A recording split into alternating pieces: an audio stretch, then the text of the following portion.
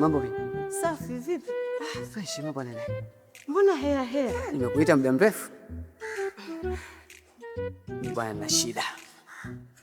Shida gani tena? Dada yangu. Tangu asubuhi sijala chochote kile. Kwa naomba niazime shilingi 2,000 tu. Nikapate kula.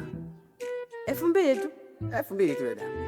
Kesho asubuhi mapema nakupa pesa yako. 2,000. 2,000 tu. Unanipa leo? Kesho asubuhi na mapema. Sasa sikia. Mimi kesho hiyo nakuachia. Kesho kutwa asubuhi. Sawa, hamna shida sister, mimi nakupa pesa. Usipoleta sikufati kukugongea mlangoni kwako hata kidogo. Desturi hiyo si. Yaani wewe usiwe na hofu. Hii 2,000. Nimesema kesho kutwa. Mimi nakupa pesa. Yaani hii nakupa. Siongei sana. Asante sister.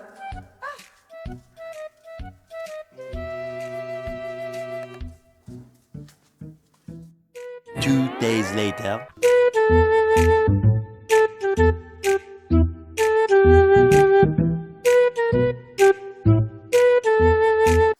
Wewe saa mbili wewe.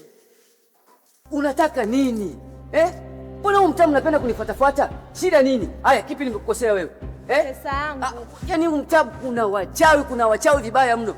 Juzi, uwezi amini juzi. Nimelazwa nje. Mimi wakulazwa nje kweli? Mimi. Kwani kwa nini mnapenda kunifuatafuata? Shida nini? Wewe dada wewe, mimi nakujua. Wewe una tabia mbaya sana.